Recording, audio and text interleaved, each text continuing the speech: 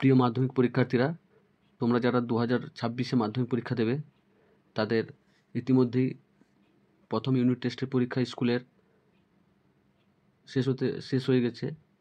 প্রথম unit test পরীক্ষা প্রায় সব স্কুলে শেষ হয়ে গেছে। আশা করব তোমাদের সবারই পরীক্ষা ভালো হয়েছে।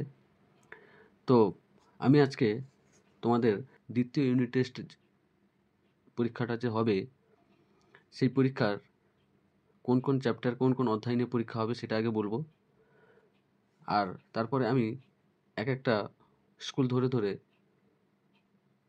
আলোচনা করব এমসিকিউ এসিকিউ প্রশ্নগুলো নিয়ে।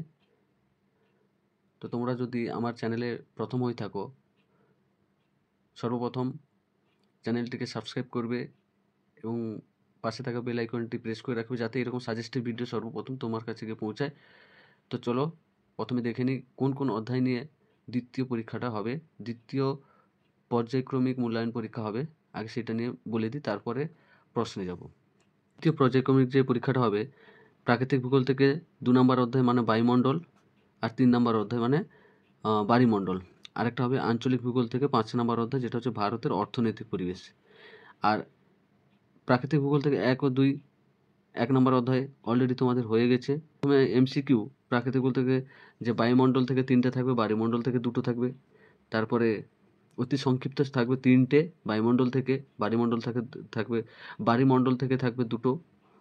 তারপরে প্রতিটি প্রশ্নের মান 2, মানে 2 নম্বর প্রশ্ন থাকবে একটা বায়ুমণ্ডল থেকে, আর বায়ুমণ্ডল থেকেও একটা থাকবে।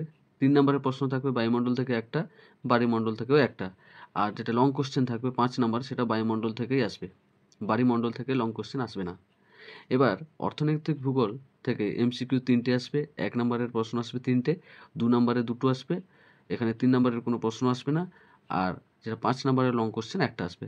তো টোটাল তোমাদের 40 নম্বরের পরীক্ষা হবে 2 নম্বর ইউনিট টেস্ট। তো এই ছিল তোমাদের সিলেবাস, এই ছিল তোমাদের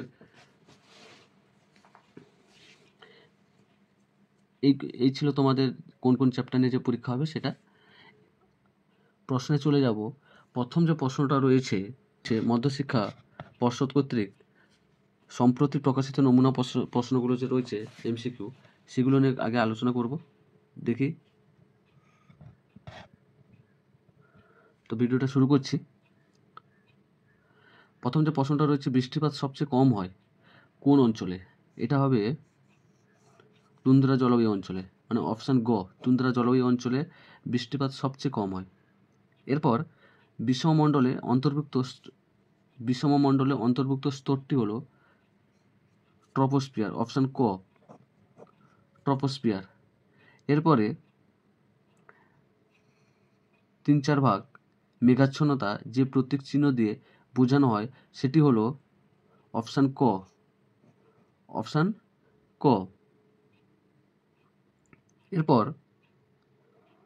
বেঙ্গুয়েলা স্রোত হলো আফ্রিকার পশ্চিম উপকূল বরাবর প্রবাহিত, এটি একটি শীতল স্রোত হবে, গ, অপশান গ। তারপরে একটি জায়িদ ফসলের উদাহরণ হলো আউশ ধান, অপশান খ, আউশ ধান। তারপর ভারতের একটি বিকেন্দ্রীভূত শিল্পের উদাহরণ হলো ইঞ্জিনিয়ারিং শিল্প। এরপর পার্বত্য অঞ্চলে রেলপথে যোগাযোগ কম হওয়ার কারণ স্বল্প গভীর মাটিস্তর, রাস্তা ছোটোখাটো বাঁকি, এটা হবে অপশান খ। এরপরে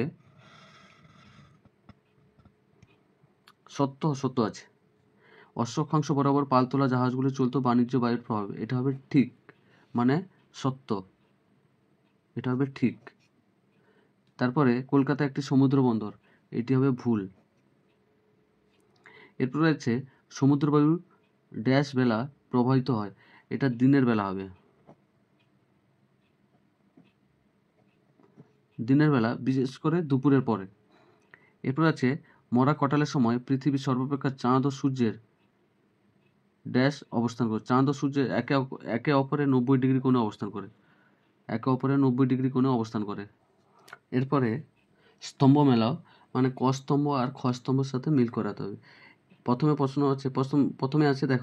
প্রথমে আছে জলীয় বাষ্পপূর্ণ সম্পৃক্ত বায়ু, এটা হবে শিশিরাঙ্ক, মানে 3। এরপরে পৃথিবীর আবর্তন গতি, এটা হবে 1। তারপর তথ্য প্রযুক্তি শিল্প মানে হবে এটা আউটসোর্সিং মানে 2। এই ছিল আজকের এমসিকিউ এসিকিউ কোশ্চেনের কিছু সঠিক বা নির্ভুল উত্তর দেওয়ার চেষ্টা করলাম। আর কিছু ভূগোলের দ্বিতীয় যে পর্যায়ক্রমিক পরীক্ষাটা হবে তার আগে আমি কিছু 2 নম্বরের প্রশ্নের নোটস আমি দিয়ে দেবো। কিছু 2 নম্বর প্রশ্ন আমি নিয়ে আসবো কয়েকদিনের মধ্যে। তো ভিডিওটা ভালো লাগলে অবশ্যই লাইক, কমেন্ট এবং শেয়ার করে বন্ধুদের সাথে শেয়ার করে রাখবেন।